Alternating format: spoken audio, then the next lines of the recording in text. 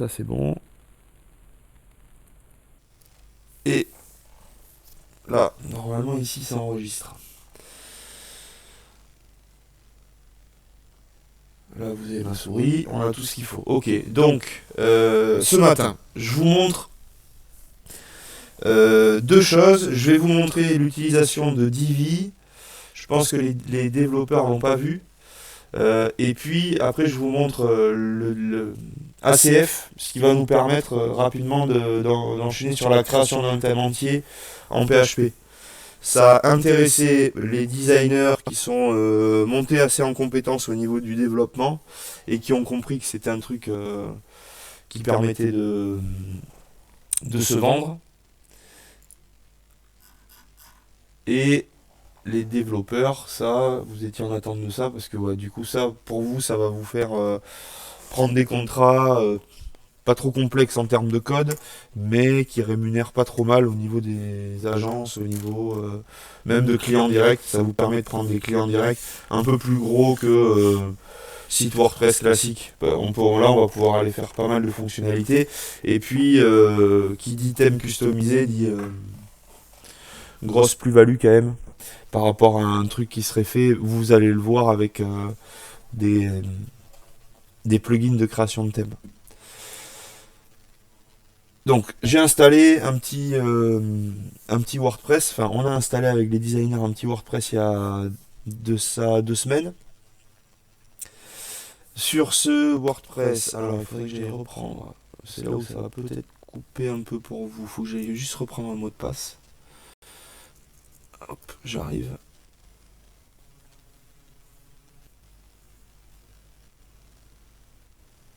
Donc comme tout WordPress, je l'ai installé sur un sous-domaine, sur un de mes noms de domaine à moi. Comme tous les WordPress, il y a une interface d'administration, celle que vous avez vu les développeurs hier. Et c'est le mot de passe ici qu'il faut que je récupère.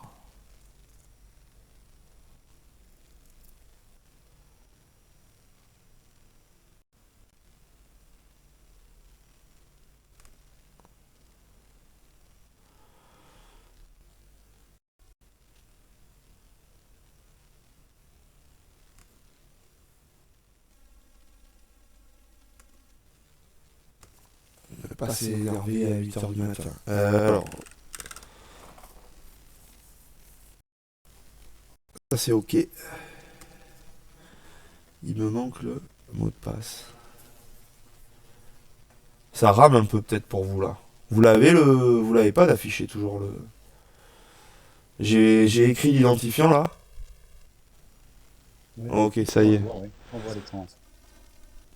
On voit l'écran, mais ça n'inscrit pas. Ah si, ça y est. Ça lag un peu, ouais. Ouais, on va voir. Stéphane, je veux bien que sur le channel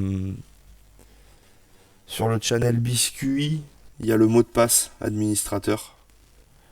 Ouais. Je veux bien que tu me le dictes. Le salon biscuit, j'y vais. Biscuit, biscuit, biscuit. Je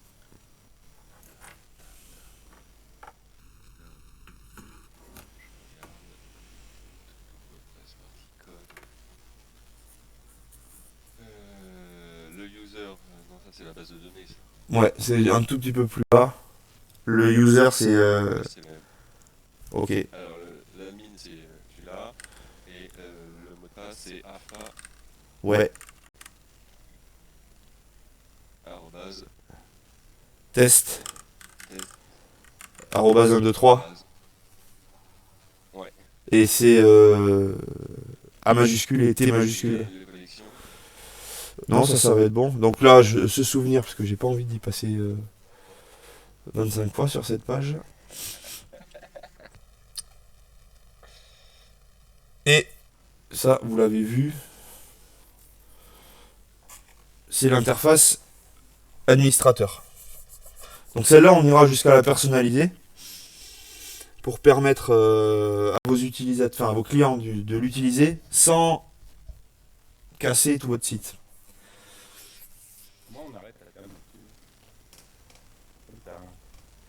La première partie qu'il faut que je vous montre ici, c'est créer un site avec Divi.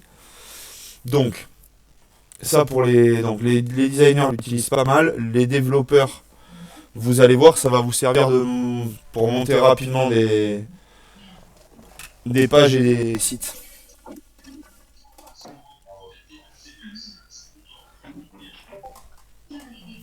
J'ai un retour de son de télé. Il y a Marine qui s'est connectée et elle n'a pas dû faire gaffe que sa cam était mise en automatique. Ok. Elle a une jolie pendule. Merci. Et je veux bien le son du micro aussi. Oui, oui, oui, je coupe tout. Merci beaucoup. Donc, Divi, c'est à la fois un thème et à la fois des outils qui sont inclus au thème. À la fois un thème dans le sens où vous avez des pages déjà stylisées et à la fois des outils inclus avec un thème. Avant, il y a quelques mois, Divi fournissait un zip pour le thème et un deuxième fichier zip pour les extensions, voire plusieurs extensions. Ces extensions, elles étaient installées avec le thème, elles fonctionnaient avec lui. Ils ont réussi à tout mettre en même temps, donc maintenant vous n'avez plus que le thème Divi à télécharger, à installer sur votre WordPress et vous avez les outils inclus. Divi, c'est fourni par Elegant Theme. Je vous filerai les liens, vous avez des accès, vous avez des codes et vous avez tout ce qu'il faut. Donc c'est cette page, c'est ce thème. Voilà, c'est le thème que je conseille si vous voulez bosser en indé, parce qu'il est hyper pratique. Il y a plein de choses, vous allez voir. Et surtout, les autres, c'est pas souvent le cas. Le prix, alors il est un peu cher, mais c'est une fois pour à vie. Et ça, c'est intéressant. Parce que vous allez voir que les devs, tous ces outils-là, si vous ne l'avez pas déjà vu, on a souvent tendance à vous faire payer tous les mois ou tous les ans. Et du coup, ça fait des charges fixes tous les mois. Petit à petit, ça va très vite. Entre les 19,50 €, voire les 60 € si vous n'avez pas l'abonnement formation de Adobe, plus l'hébergement, plus quelques outils pro que vous allez prendre en plus pour vous faciliter la tâche, plus un abonnement pour des thèmes, plus les hébergements de vos clients, on arrive vite à des centaines d'euros par mois et ça, faut éviter. Donc, conseil de sous la table, vous le facturez un peu plus cher votre premier site, ça vous fait amortir les 249 € de Divi, et puis ça vous permet après d'aller facturer des sites avec un coût classique, mais avec des fonctionnalités hyper avancées. Donc pour les besoins de la formation, je vous ai filé mon code.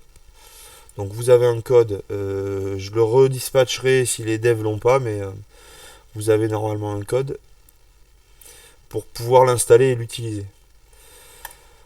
Donc le zip, je suis allé l'ajouter ici dans le thème, l'activer après ici. Ce qu'on est allé faire en plus, c'est qu'on a fait un thème enfant. Alors je sais, vous n'avez pas dû le voir les développeurs, mais dans mon dossier thème, donc j'ai tous les sous-dossiers avec les thèmes. Là par exemple, ces thèmes-là n'ont pas été mis à jour. Quand je me connecte à cette page-là, à chaque fois, j'ai WordPress qui va demander à sa base de données en ligne, est-ce que les thèmes sont à jour, est-ce qu'il y a eu des modifications sur les thèmes. S'il y en a, vous avez les boutons mettre à jour maintenant. La problématique de tout ça, c'est que si vous mettez à jour le thème, vous perdez les modifs que vous avez fait dans le dossier, si vous en aviez fait, en PHP par exemple. Donc, Ton écran, on est sur le site de Elegant Theme, on voit pas le. très étrange. Ouais, je vois que vous n'avez pas le même écran que moi.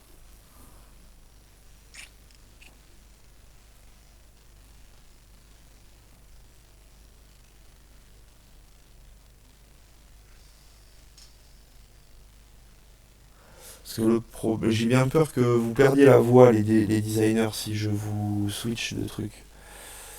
Et là, normalement, les devs, pareil, vous voyez la même chose, vous êtes sur le site. Sur le site. Là, j'ai pas de bug.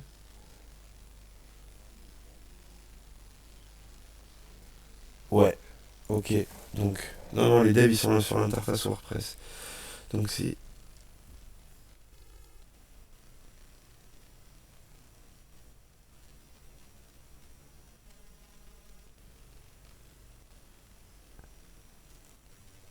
Ça lag.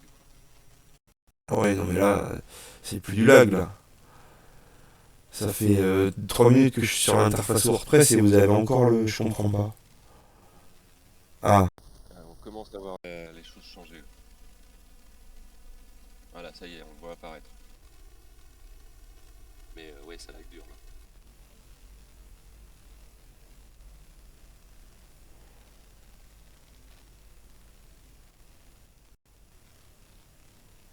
Ah, c'est bon, tu vois, Divi.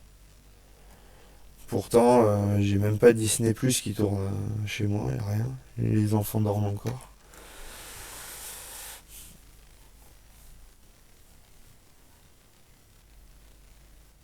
Pourtant, le son de la voix, ça passe. Hein. Ouais, Nickel. ouais, c'est compliqué quand même, hein, le lag. On va voir. Bon, j'essaie de jeter un œil au écran et voir que si j'ai la même chose. Ouais. Non, mais ça va, ça vous l'aviez déjà vu les designers. Donc, ce qu'on a fait, je vais vous le montrer en code. On est allé créer un petit dossier en plus. On est allé mettre quelques tout petits fichiers dedans.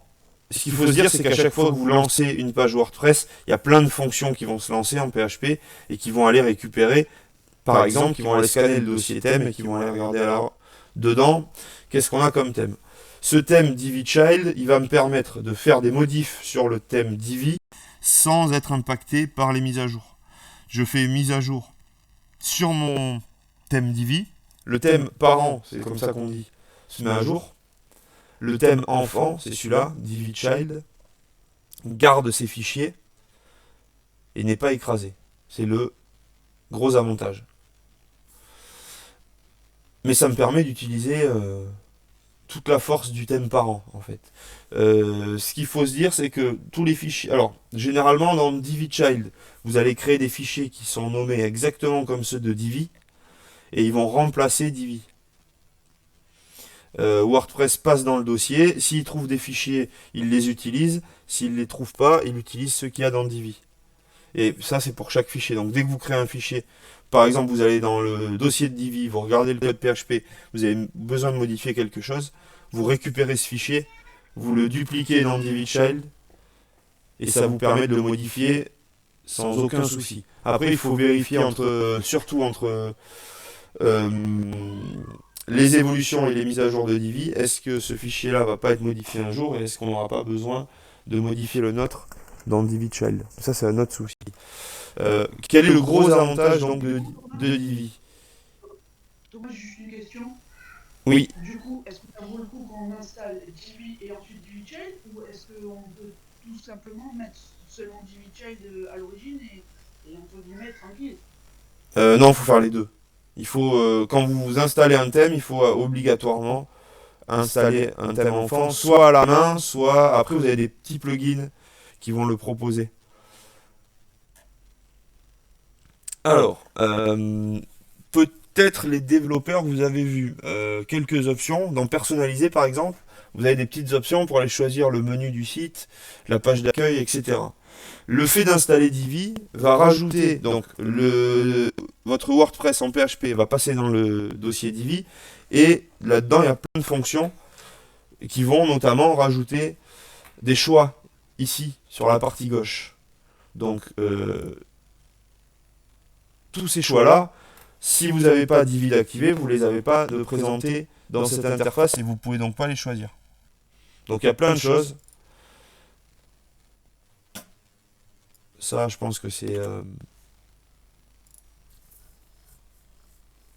déjà présent.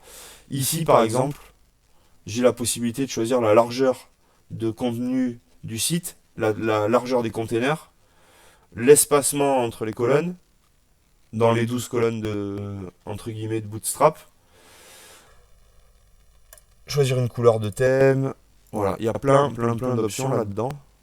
Donc ça, je vous filerai des petites activités, les développeurs, et on ira les découvrir petit à petit. Il y a toujours les options de base pour le menu, pour la page d'accueil, ça change pas.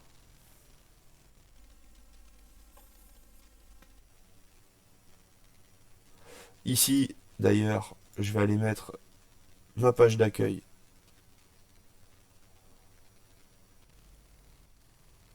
Et à la fin, je fais publier. Donc ce site, je vous ai dit, on faisait un truc de restaurant. On va peut-être s'appuyer sur ce biscuit.pxl.fr. C'est un projet qu'on va faire avec les designers de vente de biscuits en local.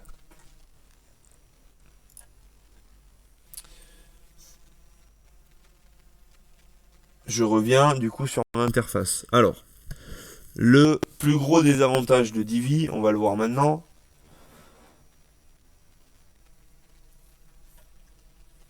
c'est le Divi Builder, c'est le constructeur de page.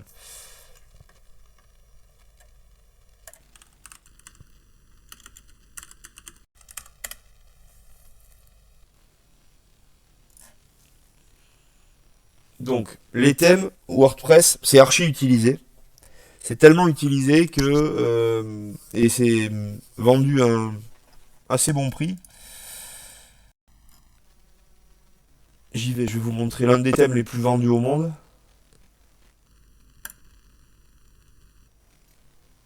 Voilà, donc là je suis dans ThemeForest. C'est un gros site de vente de thèmes, WordPress, de thèmes, Joomla, PrestaShop, etc. On peut vendre des morceaux de code dessus. On peut vendre de la vidéo, audio, etc. Des photos.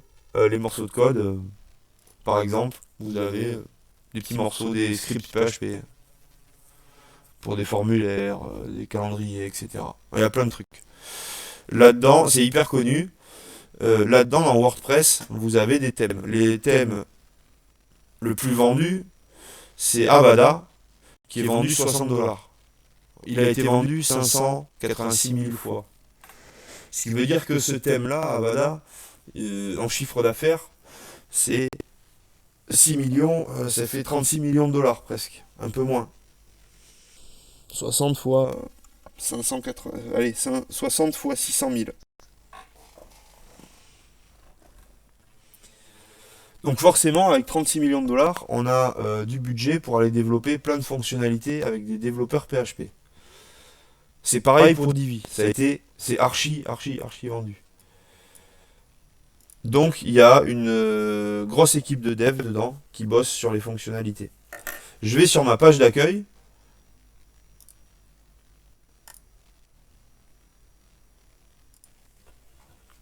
Donc deux vues, la vue client et la vue, alors non, la vue, pardon, user, le navigateur lambda, et ici la vue de votre client à vous. Ça reste à voir. Est-ce que vous lui laissez accès à tout ça ou pas? Vous verrez. Je vous conseille, les devs, d'analyser à chaque client, est-ce que vous êtes sûr qu'il a les compétences pour utiliser cette partie-là, ou si vous n'êtes pas sûr qu'il ait les compétences, vous lui bloquez les accès et c'est vous qui faites les mises à jour. Vous facturez de la maintenance tous les mois, ou vous facturez des tickets d'incident en demi-journée, ou des tickets de modification, comme vous voulez, mais laissez jamais un accès là-dedans à quelqu'un qui n'a pas les compétences pour le faire, parce que sinon c'est toutes les semaines qu'il va vouloir modifier des petits morceaux, qui va tout planter et qui va vous rappeler. Et s'il est de mauvaise foi, à la fin, ce sera votre faute. Faites gaffe. Sur cette page d'accueil, donc, vous l'avez peut-être vu hier, il y a l'éditeur Gutenberg classique, où je vais pouvoir rentrer des blocs. Non, si vous construisez un thème sur base de Divi, c'est vous qui vendez votre licence au client. Entre guillemets. Vous vendez un site, vous avez une licence d'utilisation, vous pouvez l'utiliser sur les sites que vous vendez vous. Lui a normalement pas le droit de la récupérer pour se faire un deuxième site par contre.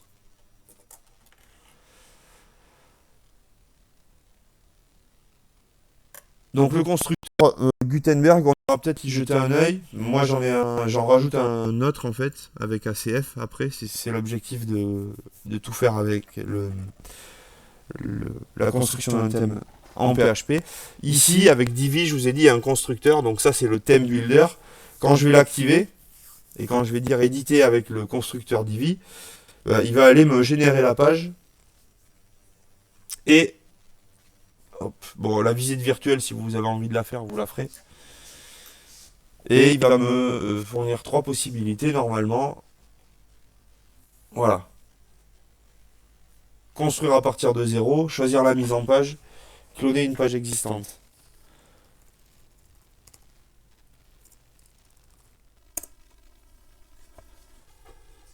Construire à partir de zéro, c'est ce qu'on va faire. Cloner une page existante, vous avez la possibilité de sauvegarder vos pages ou des morceaux de pages pour aller après les dupliquer très rapidement.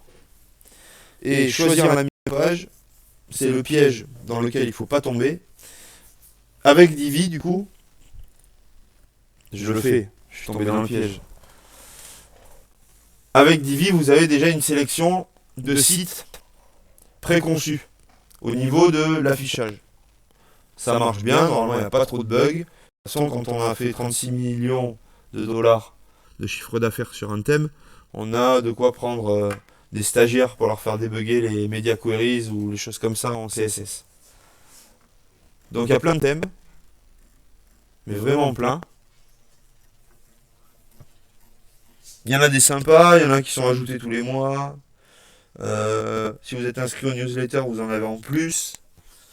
Tout ça, ça permet d'aller récupérer du visuel et des pages qui marchent en responsive hyper rapidement.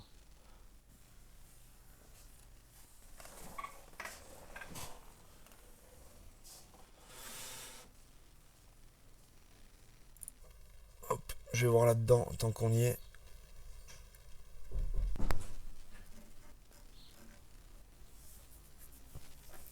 Bon, vous avez besoin de monter un site pour un restaurant et en 3 jours.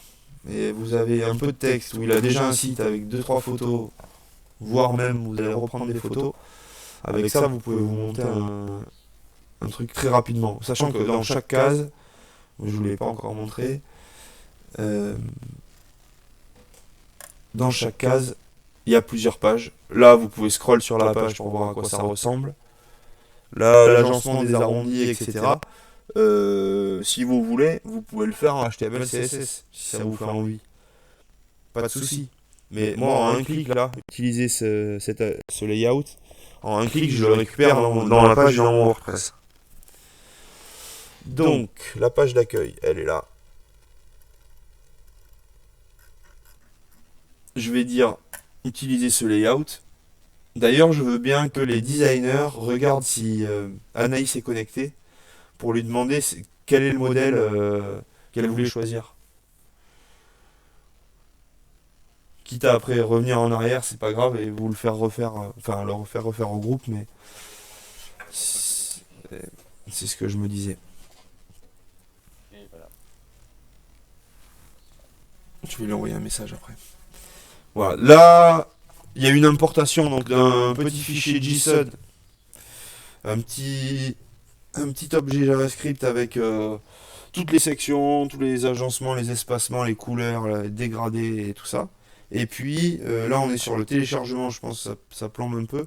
On récupère aussi les images qui sont libres de droit et qui sont fournies par Divi. Et bon, ça déjà, c'est un gros avantage. Mais le deuxième gros avantage, c'est que tout ça, avec le Divi Builder, c'est éditable en ligne. Donc tout est éditable sur la page. Ce qu'il faut juste à la fin, c'est penser à aller sauvegarder avec le bouton en bas à droite. Voilà. Ça, pour les designers, ça leur permet de ne pas faire de code et d'aller créer du site fonctionnel assez rapidement.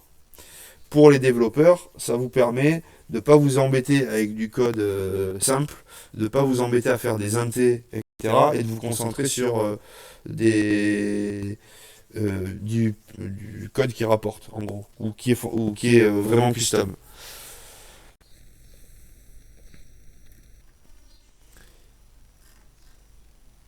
Donc, comment ça se passe tout ça? Il y a deux choses. Moi, je préférais avant, maintenant ça marche bien. Ça, c'est le Visual Builder. C'est le constructeur visuel. Avant, j'avais plutôt l'habitude de passer par là. Sur cette page, alors vous pouvez tout fermer. C'est pour ça, avec 36 millions, ils se sont fait des interfaces pour tout. C'est hyper pratique. Voilà. Donc tout ça, c'est des sections que je peux dupliquer, que je peux déplacer et que je peux éditer. Dans l'édition, il y a plein de choses. Alors, je peux choisir. Ici, je peux choisir une couleur de fond, je peux choisir un dégradé de fond, je peux choisir une image de fond.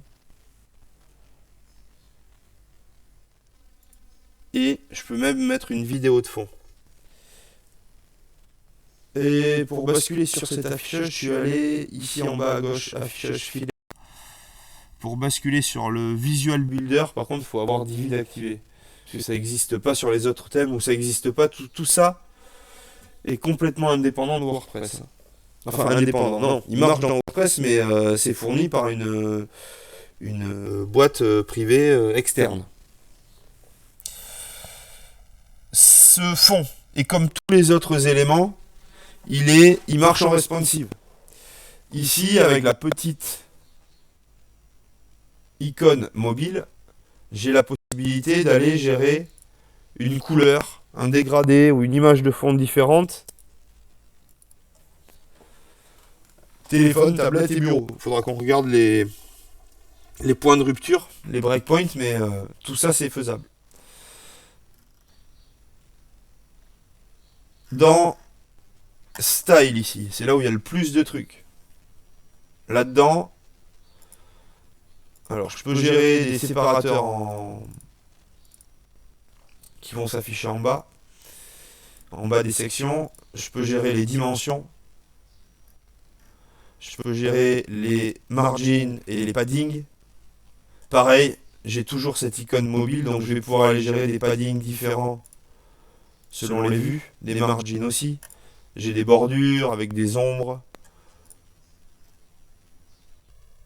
Je peux faire des transformations, rotation, inclinaison, etc. Et dans les animations, j'ai des animations à l'arrivée et au départ, je crois. Et dans les non, c'est pas dans transform. Dans avancer, j'ai la possibilité de refiler à ces sections qui vont réellement en HTML à la fin donner des sections, leur filer un ID ou des classes. J'ai la possibilité de rajouter du CSS sur le before, sur le after, c'est les pseudo-éléments, ou sur l'élément principal. Et puis, dans post, ici, je peux aller basculer les trucs en position absolue, fixe. Tout est possible. Scroll effect, ça c'est nouveau. Je crois que même les designers il y a 2 mois, on l'avait pas vu. Ça doit permettre de faire du parallaxe. Voilà, ça c'est pour une section. Donc, c'était pour mon header. Maintenant, donc avant, ça n'existait pas le Visual Builder. Au début, ça a pas mal bugué. Maintenant, ça marche bien. Avant, je le faisais ici. Donc, dans chaque section, vous allez pouvoir rajouter des rangées qui sont en vert.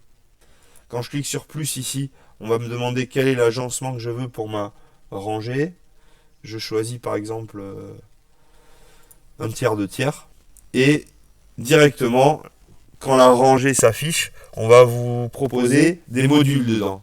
En fait, vous n'avez pas de code à faire pour tout ça. Vous choisissez ce que vous voulez. Il y a plein de modules différents. Du son, une map, un slider. Navigation des posts, ça c'est un slider mais avec les articles de blog. du texte, du code, de la vidéo, etc., etc. Si vous voulez mettre une vidéo, vous n'avez pas de balise vidéo ou quoi que ce soit à faire, hein. Vous choisissez un fichier vidéo MP4 dans votre bibliothèque ou vous le téléchargez et tout se fait automatiquement. Voilà, ces lignes, on peut du coup les dupliquer, on peut les supprimer, on peut les déplacer en drag and drop. Et si je repasse sur le Visual Builder, vous l'avez en vue ordi, en vue tablette et en vue mobile. Du coup, on va retrouver ma vidéo, je sais pas où elle est.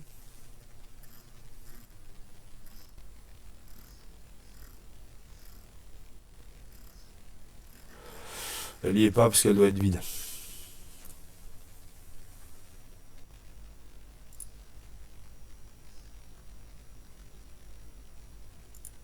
Voilà, quand j'ai fini mes modifs, ici ou ici, quelle que soit la page, je vais cliquer sur sauvegarder et tout est enregistré. Si je reviens sur mon site Biscuit, ici, sur la page d'accueil, je l'actualise.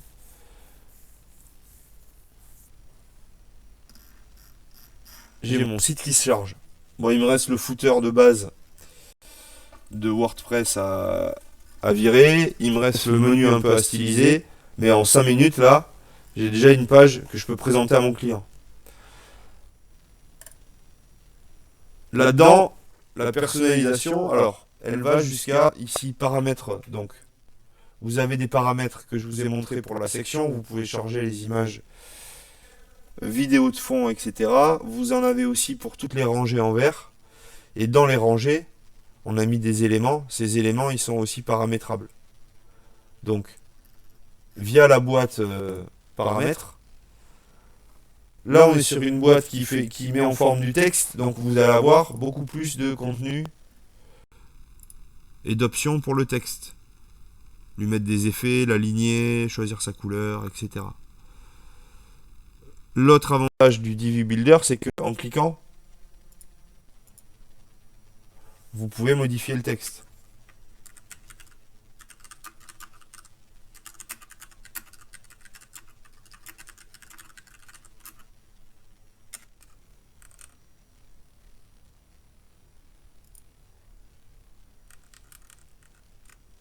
Au risque, vous le verrez des fois, de faire un peu sauter les balises, parce que tout ça,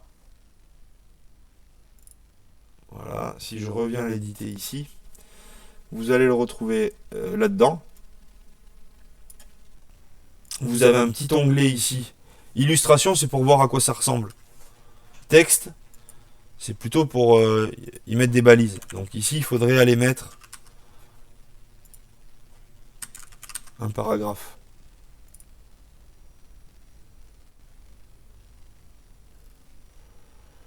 Voilà, vous pouvez, je sais pas, sur un bouton, aller dire que... Voilà, si ça veut pas s'ouvrir, vous double-cliquez, normalement ça marche mieux. Dans le style du bouton, dans le bouton ici, vous avez style personnalisé, un dégradé, que je vais pouvoir aller modifier.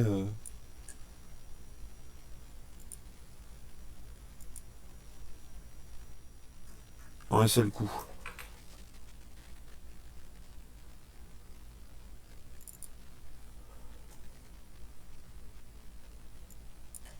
Voilà. Alors après, selon les positions, les décalages que vous faites, il peut y avoir des trucs inaccessibles. C'est pour ça, par habitude, vous pouvez quand même repasser par l'affichage filaire en bas à gauche.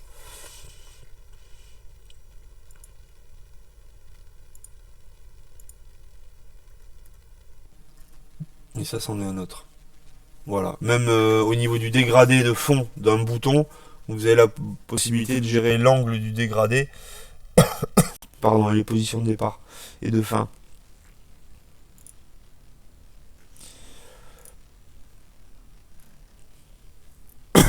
Voilà. Donc je sauvegarde ma page. Bon, il faut aller créer les liens, etc. Il y a pas mal de taf à faire, hein. Mais il y a moins de... Enfin, toute la partie HTML, CSS, en dehors des modifications de texte et un peu de code, c'est déjà fait à 100%. Donc ça vous fait gagner des journées de boulot. Et puis ça vous fait faire... voilà, je re-sauvegarde par sécurité. Ça vous fait faire du... Quand même, ça vous fait livrer des jolis sites, tout ça.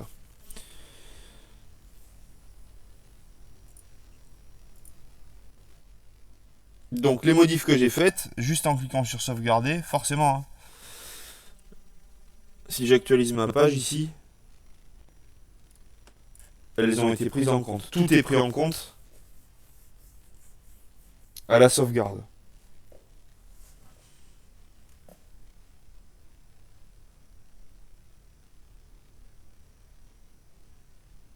Un site qu'on a monté avec un site qu'on a monté avec Divi.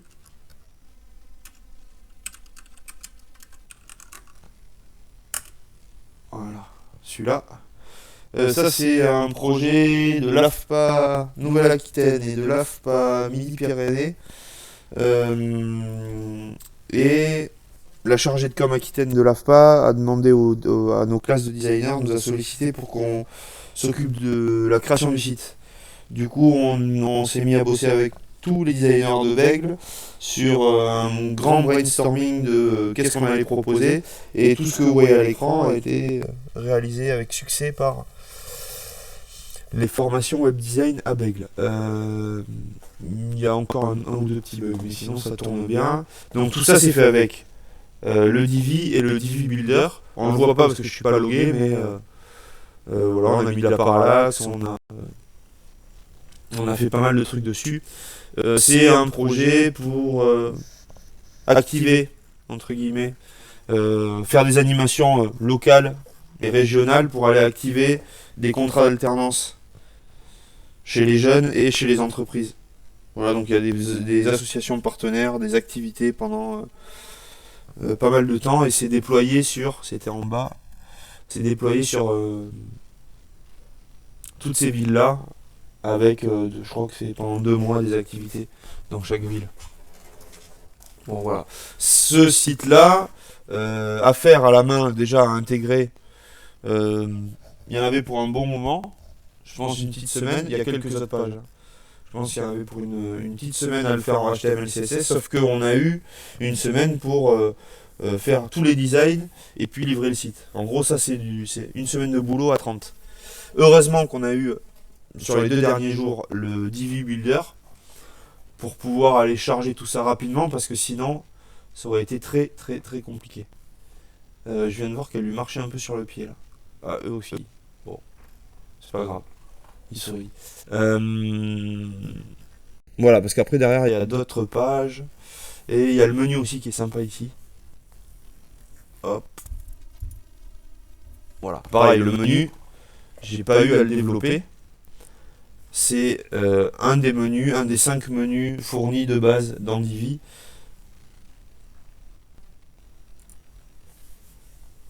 Il y en a pour une demi-heure à le développer, 1 heure avec peut-être le changement de burger menu, 1 heure avant que ça marche bien. Ça m'a pris 1 minute. Bon, c'est toujours ça de gagner. Autre site construit avec Divi. Un tout petit site. Bon, les designers les ont déjà vus, les sites exemples que j'ai. Voilà, ça c'est une chambre d'hôte qui est dans le Lot-et-Garonne. C'est un ami à mon grand-père qui avait besoin d'un site et qui savait pas trop comment faire, comment ça coûtait. Voilà. C'est l'un des premiers sites que j'ai facturé. Je n'ai pas facturé très cher. Il n'y a pas beaucoup de pages, mais ça s'est fait hyper rapidement. Puisque c'est pareil, si j'accède à l'interface admin, mais de tête j'ai plus le mot de passe sur ce compte là non plus, je vais pouvoir administrer tout ça, les textes, les sliders, les images, etc. en 2 temps 3 mouvements.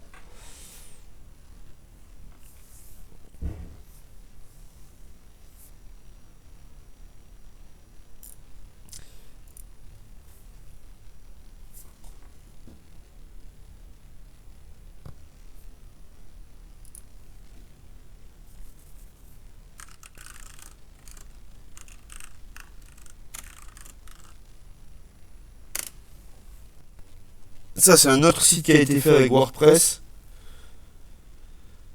sans Divi. C'est les brochures qui sont fournies aux commerciaux de EOVM CD. Pour fournir des brochures papier, ils ont monté un site qui est. Alors là, on y a accès, mais normalement, c'est fait pour. Même si le public peut y accéder, c'est fait pour être utilisé par les commerciaux sur leur tablette quand ils vont aller démarcher des nouveaux clients. Donc ça, c'est un multi-site WordPress qui n'a pas été fait avec Divi. Et c'est 4 grosses semaines de boulot, l'intégration entière. Cette intégration, par contre, elle est faite avec ACF, c'est ce qu'on va voir juste après. Donc, sans passer par un thème, c'est possible, ça prend plus de temps. C'est l'inconvénient. L'avantage, c'est que vous pouvez faire ce que vous voulez. Avec le Divi Builder, si vous avez du design un peu trop particulier, vous allez vous embêter grandement à le reproduire sans garantie que vous puissiez au pixel près le faire. Ce projet-là, c'était du pixel perfect. Allez, c'était du 1 à 2 pixels perfect. J'en ai d'autres, je vous en montrerai un autre projet où c'est du pixel perfect et où là, ça fait perdre du temps. Donc il faut faire attention aussi à ne pas se lancer dans un truc où vous n'êtes pas certain à 95% que vous allez pouvoir faire le taf avec. Sinon, c'est le risque, c'est le projet d'après que je vous montre. Le risque, c'est du coup de passer 2 semaines à faire des retouches. Enfin, en même temps, celui-là aussi. J'ai perdu du fric dessus. Donc, ça c'est un multi-site WordPress. C'est-à-dire que là, vous avez 4 sites WordPress qui utilisent la même trame PHP. C'est juste des options différentes qui vont aller charger des textes, des images et des couleurs pour chaque site. Donc, voilà, vous n'allez pas avoir les animes comme il faut, je pense. Mais voilà, c'est un site avec un menu principal et 6 pages. C'est tout le temps les mêmes. Il y a les titres ici qui vont changer. Donc il faut aller les récupérer dans le WordPress derrière. Et puis le contenu des pages va changer puisqu'en fonction de sa profession, on va avoir des offres différentes. On y va. Voilà, donc les pages elles sont à peu près toutes comme ça. Il y a un grand bandeau en diagonale. La grosse problématique de ce bandeau, c'est que il y a des effets over dessus. Voilà, ça les développeurs que ça intéresse, le CSS bien peaufiné, on pourra le regarder en détail. Puisque la problématique, alors notamment sur le menu, ici, normalement, les boîtes cliquables en HTML, c'est des carrés ou des rectangles. Donc ici, on va avoir soit un carré, une mutuelle en action, qui va s'arrêter ici, mais en traçant une ligne droite, on va s'apercevoir que le carré va jusque là. Et donc, vous avez une zone du numéro 4, qui, quand on clique, amène au numéro 1, puisque le numéro 1 est trop grand. Sinon, on peut faire l'inverse. On peut se dire que le 1, il va jusque sur la croix, là où j'ai ma souris, mais du coup, vous allez vous retrouver avec un espace vide ici, non cliquable. Pour faire des diagonales et des boîtes en diagonale cliquables, il y a plusieurs techniques, mais c'est un peu la croix et la bannière. Surtout si, comme moi, vous utilisez une technique qui est parfaite, mais qui n'est pas fonctionnelle avec Internet Explorer. Voilà. Après, les pages, donc c'est pareil pour tous ces blocs qui sont en diagonale, ils sont censés être cliquables et ils le sont au pixel près. Ça, par contre, le clic au pixel près, c'était important.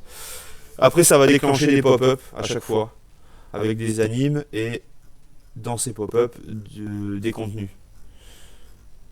Voilà, tout ça, ça aurait été impossible à faire avec Divi, sachant que l'agence, elle doit pouvoir aller modifier tout ça dans l'interface derrière.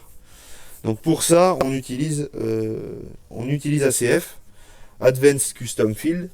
Ça va permettre d'aller dans l'interface de base, rajouter des champs à remplir. Et ça va nous permettre, ici en front, d'aller les récupérer hyper vite. normalement, on l'a installé sur Biscuit aussi, tout ça.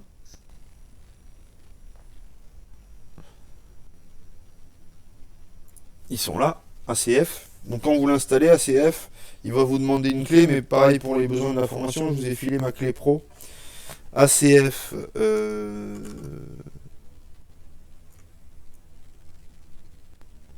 non, c'est les formes, c'est... Alors les formes, les icônes, c'est peut-être du SVG, je me rappelle plus ce qu'il m'avait filé, ou du PNG. Et les diagonales, c'est du HTML, CSS. Alors, hop, ACF.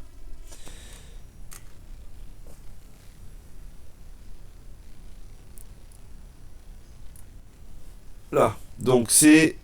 Je vous filerai les liens aussi, c'est ce plugin là. Et autre question, oui, donc c'était il y a quelques minutes. Via les paramètres, on peut donner des classes personnalisées.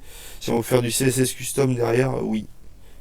Oui, on peut donner des classes pour aller récupérer du CSS un peu partout. On peut aller même mettre du CSS dans une boîte, mais à la limite, il vaut mieux mettre une classe. Comme ça, on peut les réutiliser.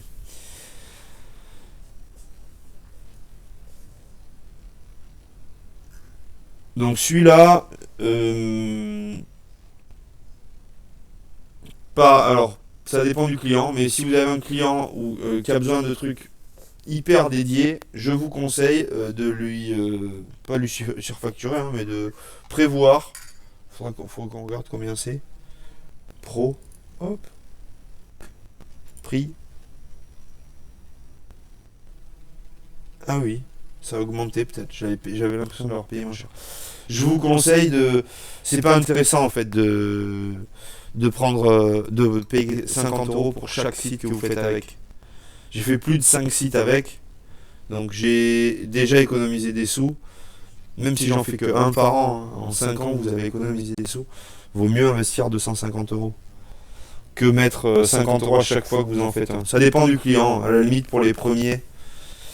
Euh, pour les premiers, vous n'êtes pas obligé, mais la licence pro, elle permet de faire plus de choses. Donc, dans ACF, je vais pouvoir créer des groupes de champs. Et ces groupes de champs, je vais pouvoir aller les afficher dans des pages.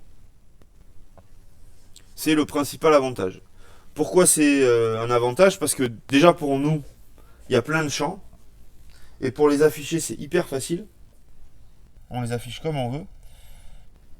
Premièrement. Et deuxièmement, votre client aussi va pouvoir les afficher facilement. C'est même ça, peut-être le principal avantage.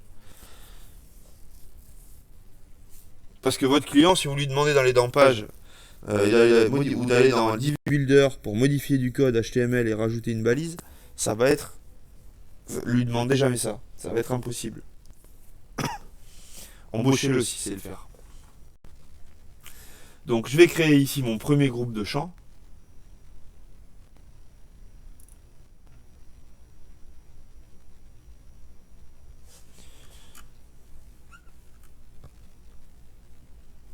Donc le titre, c'est pas le titre d'une page, c'est le titre du groupe de champs dont j'ai besoin. Pour cette page de biscuits, on peut mettre un groupe de champs.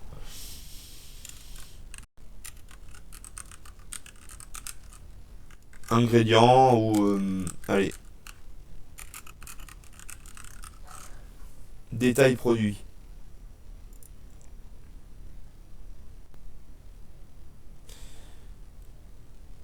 Je sauvegarde. Pour l'instant, il n'y a aucun champ dedans. On va aller en rajouter.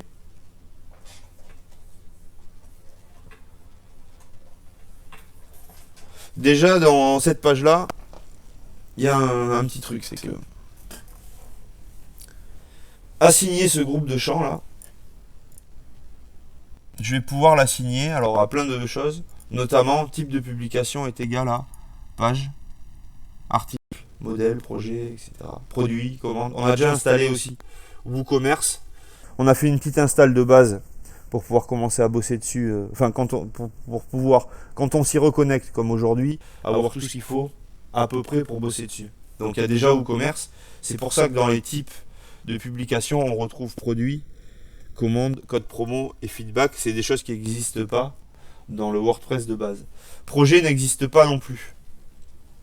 Donc, vous allez peut-être avoir besoin parfois de rajouter des éléments ici dans le menu à gauche. Par exemple, pour ce projet biscuit. Imaginons que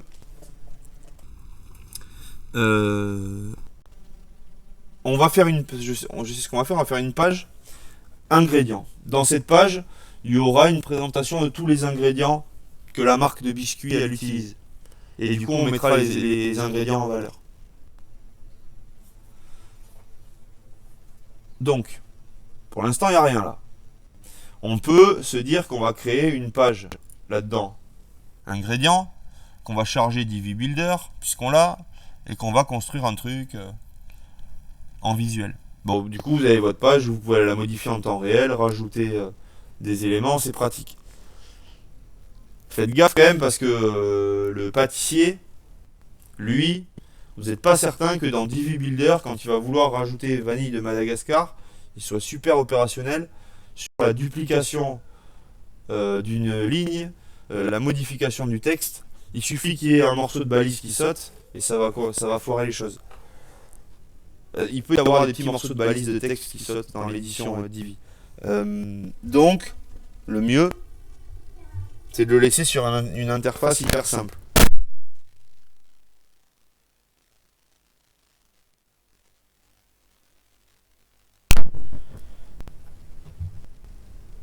On va faire, avant d'aller dans ACF et d'aller rentrer d'aller compléter le groupe de champs, on va faire du coup un autre petit truc. Alors c'est possible de le faire avec un plugin.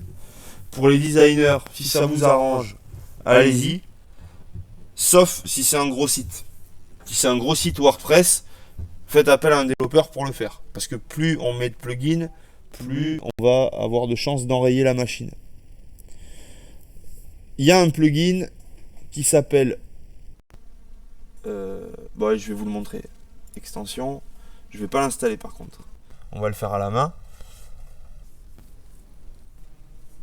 Donc dans extension, vous avez dû le voir avec Vincent, plein de plugins qui vont générer un calendrier, générer une Google Map, créer un thème enfant, plein de choses.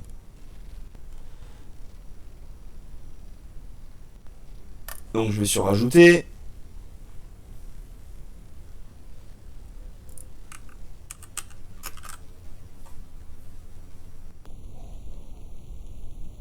Voilà, c'est ce plugin là.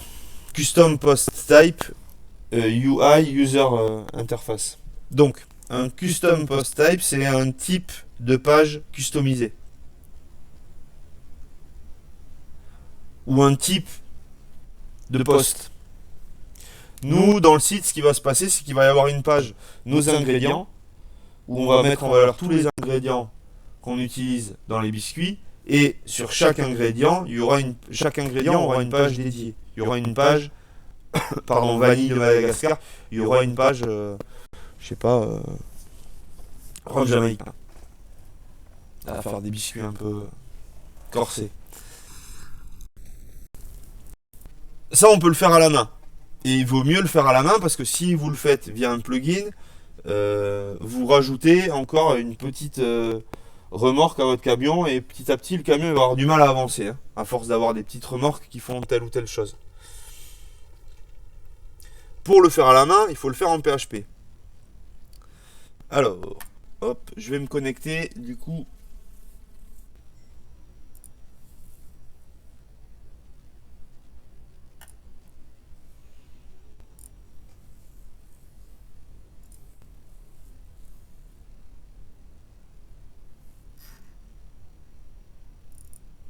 Voilà, alors, vu que vous l'avez vu hier, organisation de mon dossier, moi j'ai pas mal de noms de domaine pour les devs, donc j'ai fait des dossiers 3W qui correspondent à tous mes noms de domaine. Ils sont liés là-dessus. Et après, dans ces 3W, soit j'ai la page d'accueil, toute simple, si jamais j'ai des sous-domaines, Ils vont après en sous-domaine comme ça. Donc dans Biscuit, ici, il y a le WP Content, etc. Le nom des dossiers ne correspond pas forcément à l'URL. Après, ça, c'est à vous de le paramétrer chez votre hébergeur. Dans WP Content,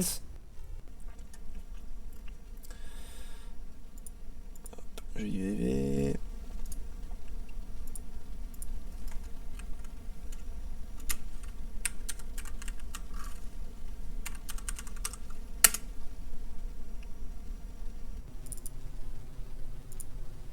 Voilà, dans thème, on est allé créer le Divi Child.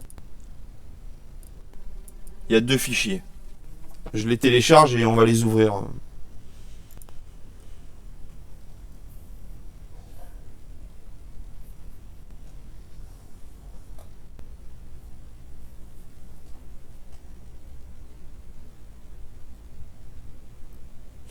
Si vous avez des erreurs 500 sur vos serveurs, c'est... Faudrait qu'on regarde. C'est peut-être un bug de PHP si tu as fait déjà des modifs en... Si tu as fait des modifs en PHP dans des fichiers de WordPress. Mais on regarde après si tu veux.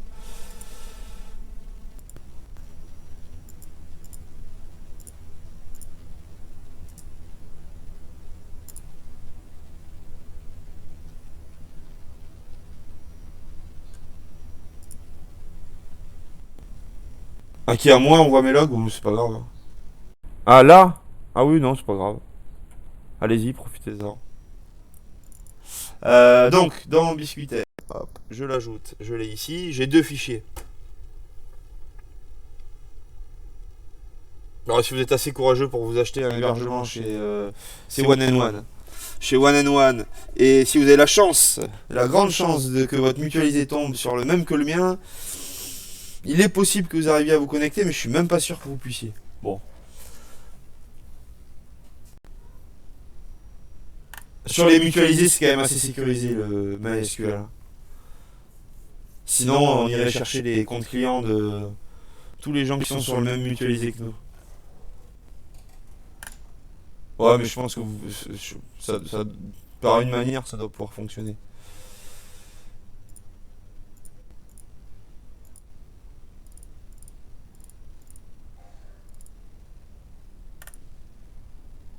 Hop, j'espère que j'avais tout.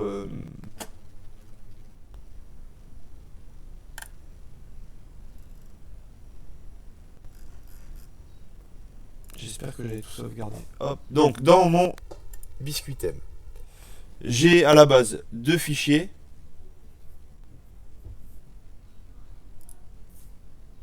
Celui-là, le style.css, il est vide, mais le commentaire en haut, il est lu par WordPress, et c'est ce commentaire-là qui va activer l'affichage dans la page thème de mon thème Divi Child. Et c'est pour ça que dans la page d'affichage du thème, vous avez marqué Divi Child, parce que je l'ai noté ici. Template, c'est le dossier parent depuis lequel il doit s'inspirer. Et dans Function, il n'y a rien. Ah si.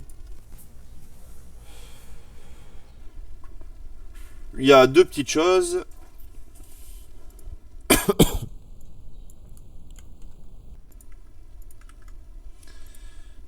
Donc elle marche comme ça dans WordPress, les fonctions. Vous créez une fonction utilisateur et vous la lancez comme ça, vous l'instanciez là avec le nom de la fonction. Et ici, c'est un instant ça. En fait, le chargement de WordPress, il est fait en de multiples étapes. Toutes ces étapes, il y en a certaines qui ont une intitulée. Et vous pouvez décider du coup d'aller charger et lancer un script à vous à un endroit précis du déroulé du chargement de WordPress. Que ça soit sur la page d'accueil, sur la page d'admin ou autre. Voilà. Donc ici, on a le premier, le plus important, c'est celui-là. Alors dans WordPress, en PHP, se sont rajoutées plein de fonctions propres et natives à WordPress. C'est l'avantage. WP NQ Style, il permet de mettre en file d'attente un fichier CSS. get template directory URI, c'est une fonction qui va récupérer le dossier du thème parent. Et donc cette ligne 14 là, elle me permet d'aller créer une balise link dans le head. Et elle va charger cette balise link, le fichier style.css de Divi. C'est pour ça que mon site a ressemblé à quelque chose dès le début. Mon thème script, il est et après il est lancé à ce moment-là. Quand WordPress met en file d'attente tous les scripts. Ce qui fait que celui-là, le style.css est aussi inclus. Le deuxième, il est fait pour aller faire un écho d'une balise style dans la balise head au chargement pour l'admin. En fait, ça c'est un petit morceau de code que j'ai récupéré puisque vous avez la possibilité de tout customiser. Hop, j'y reviens. Si je vais sur brochure et OVMCD là, si je vais sur WP admin, est-ce qu'ils l'ont modifié ça? Je crois. Ah non. Hop.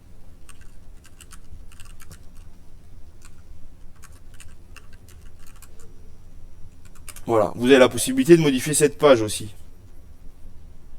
C'est la même page admin, sauf que je suis allé remplacer le logo WordPress par le logo Game of Job et je suis allé chercher une couleur différente sur le bouton et le fond.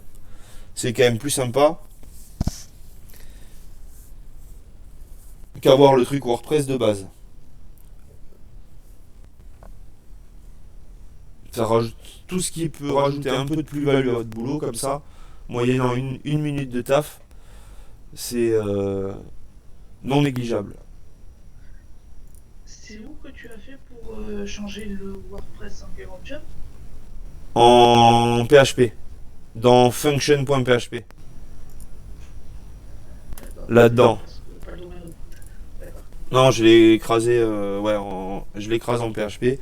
Je pense qu'on pourrait aller viser le fichier qui charge le logo et tout, mais c'était plus simple de le faire comme ça. Comment je l'ai fait? Je crois que j'ai fait un display none sur la balise IMG. J'ai dû activer un before ou un after sur la div parent et charger une image de fond dedans. Je me suis démerdé, un petit bricolage, mais au moins rapidement avec quelques lignes de CSS ça fonctionnait. C'est pas ça qui va plomber le référencement, surtout sur la page admin. Voilà, donc vous allez voir que quand vous cherchez à faire quelque chose sur WordPress, vous récupérez des lignes de PHP et des fonctions déjà codées par d'autres développeurs que vous pouvez aller réinjecter dans votre, toujours, quasiment tout le temps, dans votre function.php. Notamment, il y a un morceau de code qui va permettre d'aller créer ces champs, ces types de postes personnalisés. Les ingrédients là, pour aller créer les ingrédients. Moi, ce que je voudrais, pour être clair, sur mon site, je voudrais que quand mon utilisateur, mon pâtissier se connecte, ici, il est page, ici, il est recette, commentaire, on verra comment on peut le virer aussi, et en dessous, il est ingrédients, et qu'il puisse aller rajouter lui-même les ingrédients. Il a un nouveau fournisseur, je sais pas, il fait des biscuits à la fève tonka, un truc comme ça. Bah, il va rajouter fève tonka, il va rajouter là c'est là où il va falloir qu'on voit qu'est-ce qu'on met dedans, mais on va pouvoir lui faire rajouter plein de choses sur fève tonka. Et simplement, il sera pas perdu dans un truc où il doit cliquer à 200 endroits pour aller chercher une Google Map qui au final il va se planter une fois et il va vous supprimer la page par exemple, ou il va vous plomber l'affichage. Ça on va pouvoir le gérer hyper finement nous en tant que dev en lui fournissant des formulaires clairs et nous en allant gérer l'affichage en PHP hyper précisément. Alors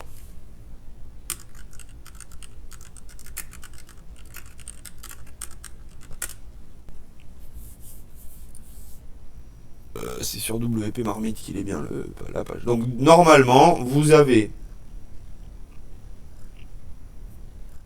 un truc qui est hyper pratique, c'est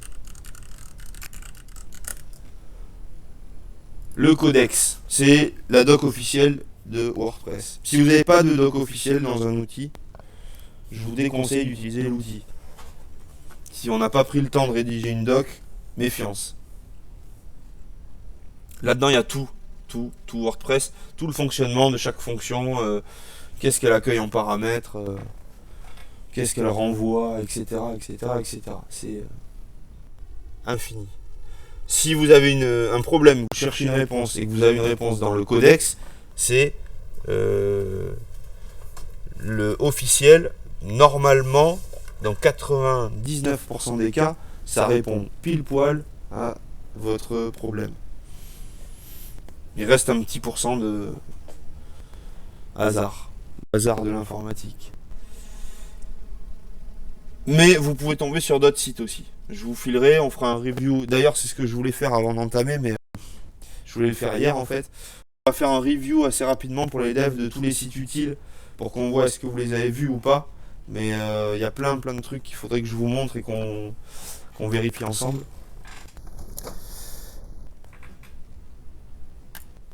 Donc, WP Marmite, c'est un bon site. Il y a des bons contenus. À chaque fois, j'étais plutôt satisfait des contenus dessus. Et ici, donc vous avez les snippets, c'est des bouts des morceaux de code. Vous avez des pages avec plein de petits morceaux de code et ils vont vous expliquer comment le faire et vous livrer le code à récupérer. Donc, ouvrir le fichier function.php de votre thème enfant et copier-coller le code suivant à l'intérieur.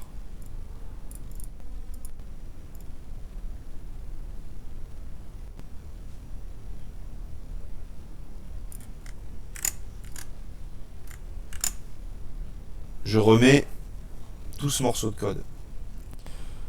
Donc ce morceau de code, il va créer un custom post type série télé. Moi j'ai besoin de... Vous l'aurez comme ça en commentaire. Si je vous refile le fichier.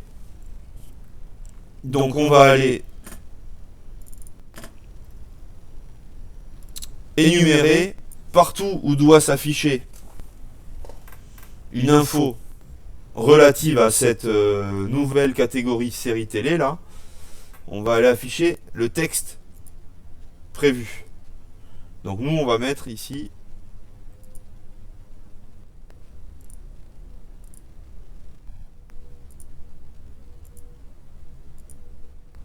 partout. Non. Avec la touche Alt, vous pouvez cliquer à plusieurs endroits et vous pouvez tout supprimer d'un coup. Donc je vais pas réécrire la même chose. Et puis c'est pas biscuit, c'est ingrédient. Je vais y arriver. Voilà.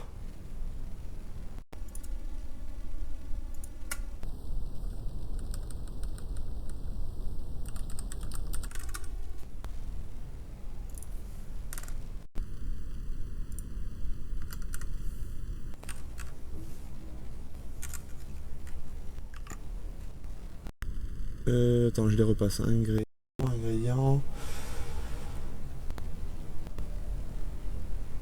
Ouais. Il y en a que t'as mis un S et d'autres pas. Ouais, je sais. Impacté sur Aurélien. C'est ce qui s'affichera dans l'interface, c'est tout. Alors c'est un peu... c'est pas terrible. Vaut mieux... Si vous livrez une interface à votre client où il y a une faute d'orthographe, faites gaffe. Ça le fait pas trop. Non, c'était pour ça, si comme dans un code, du coup ça répondra pas. Non, par contre, vous faites une faute d'orthographe là-dedans, là. Enfin, à droite. À gauche, ça c'est des éléments... c'est des chaînes de caractères prévues par WordPress. À droite, si vous faites des fautes d'orthographe, c'est juste ça apparaîtra avec des fautes d'orthographe.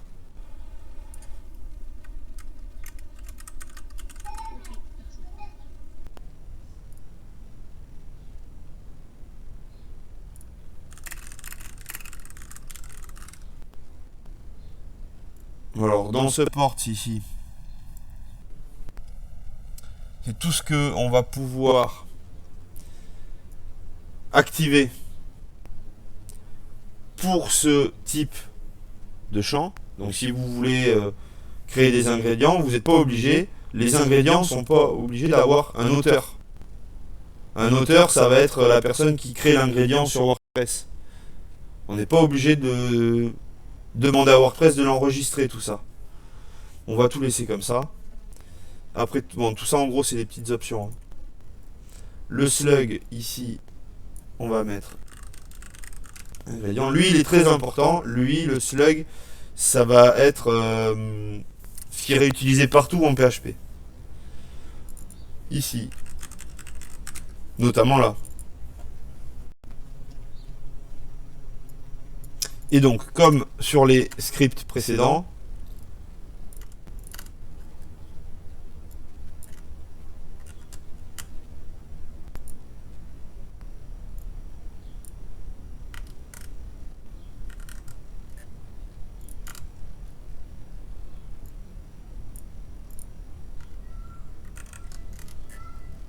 j'arrive, je nettoie tout ça. Donc comme sur les scripts précédents, vous avez toujours une fonction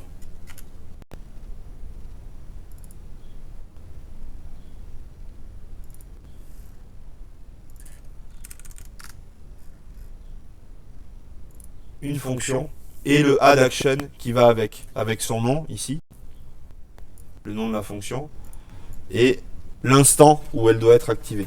Ce qu'on va faire, c'est qu'on va un peu le customiser. Là, on va mettre un ingrédient.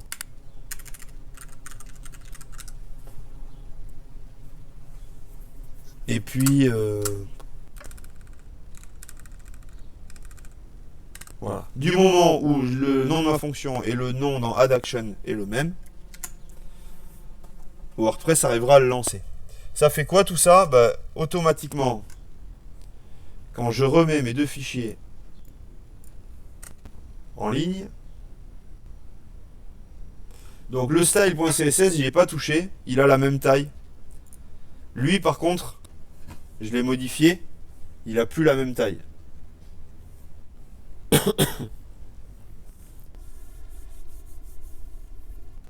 Ça, j'essaie toujours quand je fais des quand je fais un transfert, quand j'en envoie 10 000, je vérifie pas, mais sur un, on vérifie. S'il a la même taille, par exemple, bah, vous pouvez chercher longtemps le bug. C'est juste que vous n'avez peut-être pas sauvegardé votre fichier function.php. Et maintenant,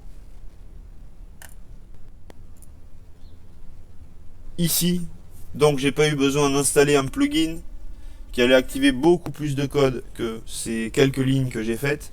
Si j'actualise mon interface de biscuit, je vais retrouver là les ingrédients. Voilà. Donc déjà, ça c'est un gros avantage. Vous pouvez paramétrer comme vous voulez l'interface de votre utilisateur. Vous pouvez rajouter ici, du coup. Ça va se comporter, alors faut qu'on regarde dans le code, ça va se comporter comme une page.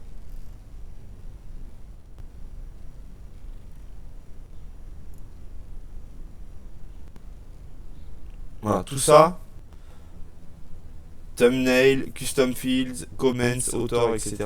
Tout ça, ça va permettre d'activer toutes les options que vous avez du coup dans l'interface quand vous allez ajouter un ingrédient.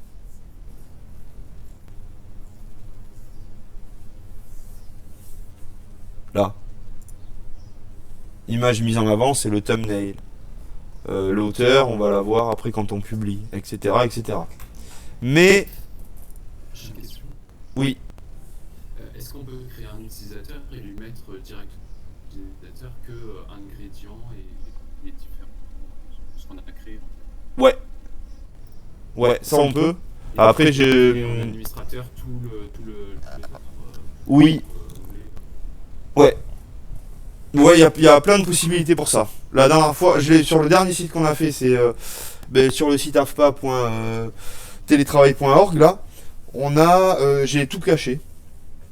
Donc dans mon morceau de CSS admin, j'ai mis un display none sur le menu de gauche et j'ai remis un display block sur un élément. Donc en fait, le directeur du centre AFPA Bègle, quand il se connecte à cette interface-là, il a juste en haut à gauche article. Il peut rien faire d'autre.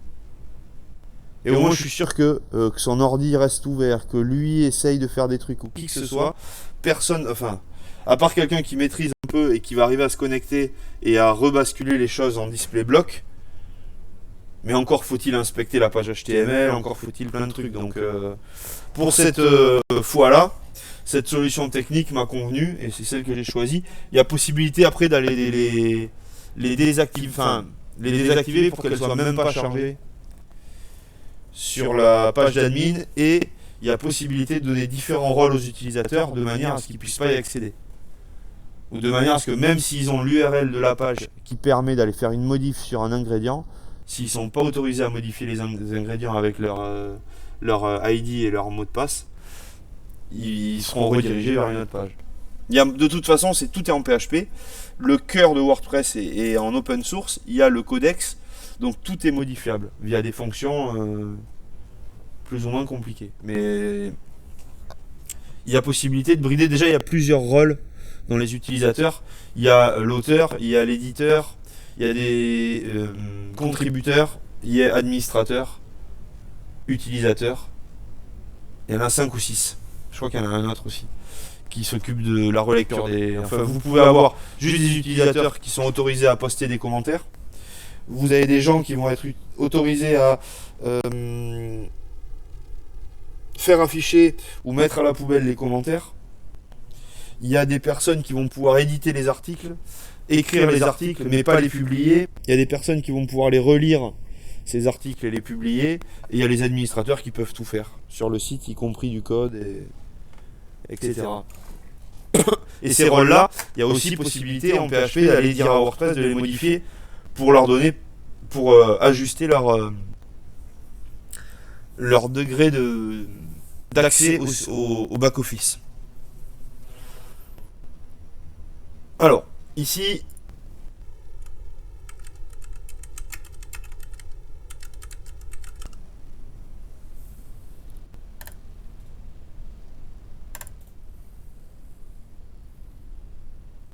je publie un premier ingrédient qui, pour l'instant, s'affichera nulle part, parce que je ne demande pas à l'afficher. Public, oui, toujours affiché, non. En avant.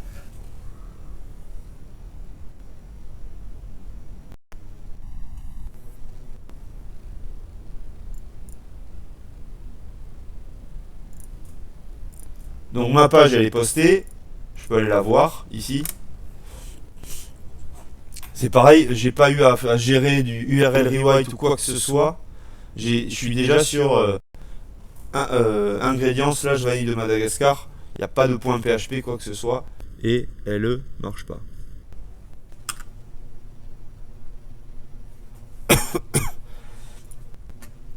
C'est peut-être Divi un peu ça. C'est pas grave. Divi on va aller on ira le désactiver.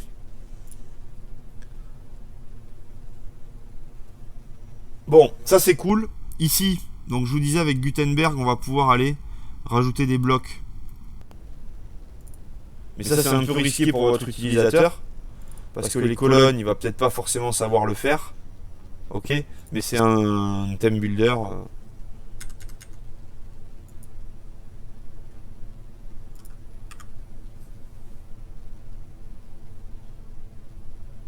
Bon, ok, il veut pas, c'est pas grave.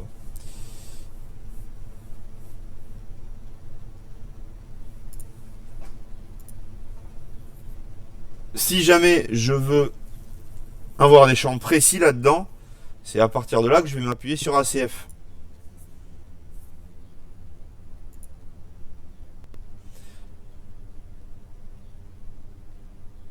Donc dans ACF, le détail produit là, on va plutôt faire hop,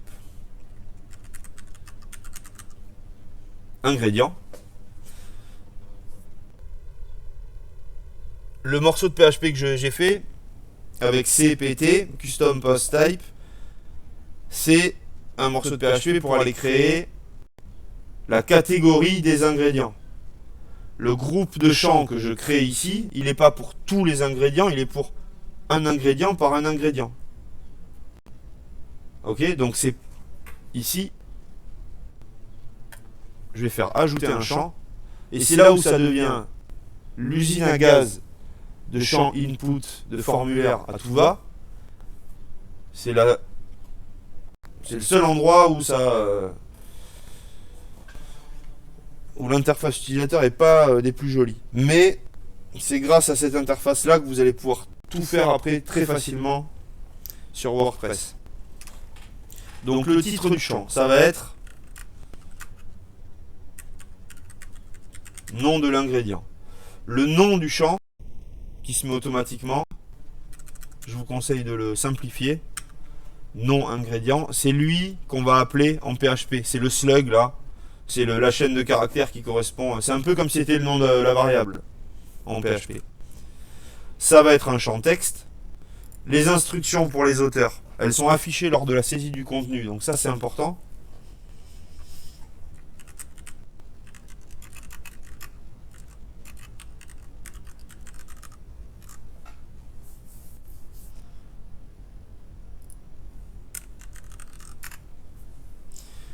Est-ce que c'est un champ requis? Oui, ça veut dire que il ne pourra pas valider la page et la publier s'il n'a pas indiqué le nom de l'ingrédient. Ça peut servir. Texte d'exemple, c'est celui qui apparaîtra dans le champ de l'ingrédient. En fait, là, on va pouvoir tout remplir.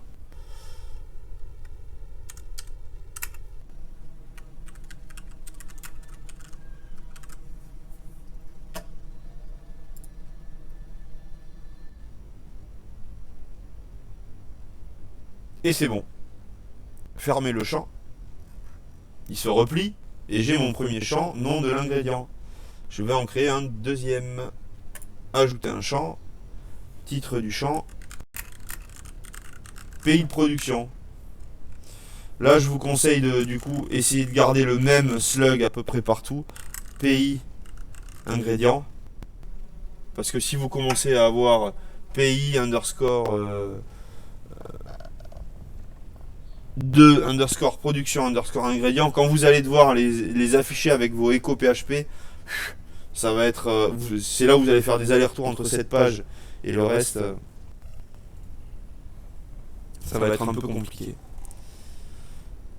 C'est aussi du texte, mais alors si on va faire un truc, on va faire continent de production.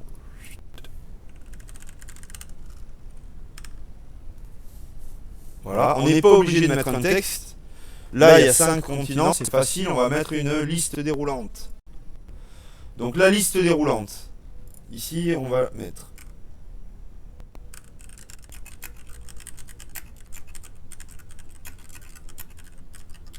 voilà, choisir le continent de production de cet ingrédient. Et on a le value de l'option là. Donc là, ça va nous créer un champ select tout seul. Hein. Dans les champs select en HTML, vous avez dedans des options qui ont un value, et c'est ce value qu'on récupère en PHP. Ici, le value, il va être avant les 2 points, et après les 2 points, c'est ce qui s'affiche dans le champ option. Donc on va mettre alors Europe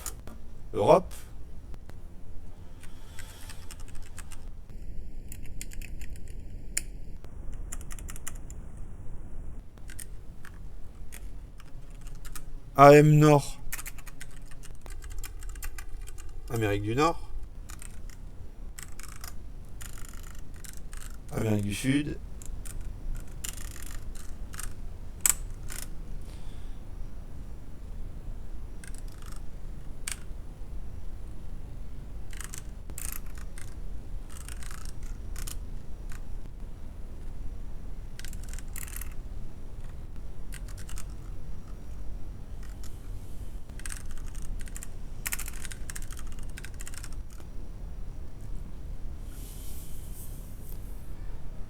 voilà. Bon, ça c'est à la main, donc il faudrait les reclasser peut-être.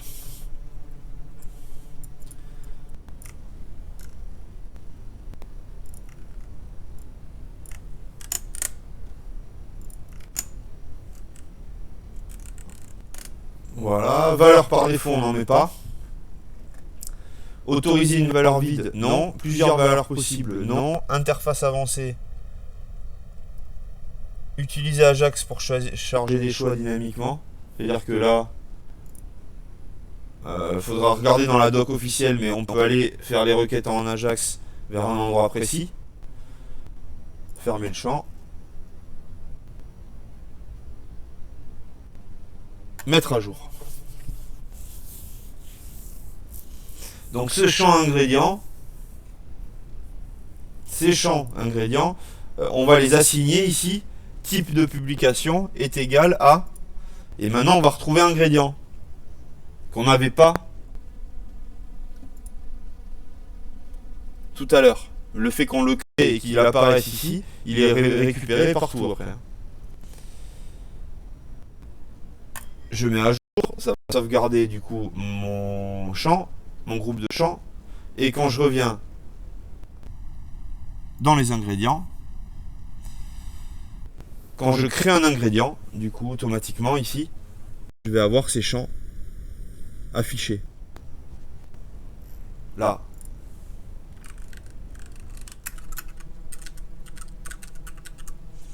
Et tout en bas, j'ai mon menu déroulant ici, où je peux faire de la recherche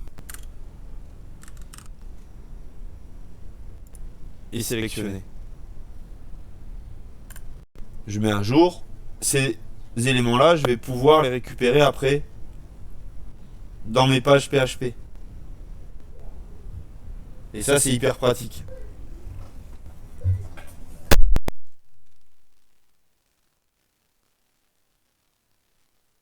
Donc ces groupes de champs avec ACF, il va falloir... là, ce qu'il faut se dire, c'est que chaque ingrédient aura le même groupe de champs.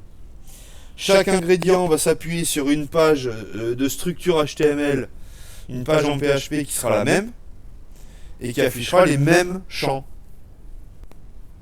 Donc vous allez avoir, pour chaque ingrédient, une page template, et il y aura tout le temps, le même affichage, sans aucun souci. Après, on peut faire du conditionnel dans ACF. Selon les champs que vous mettez dans ACF, vous pouvez aller faire du conditionnel déjà dans l'affichage des champs, et après dans l'affichage sur votre page, à vous aussi. Je vais me faire couler un petit café, et ça me permet de faire une pause et de relancer la vidéo. Hop.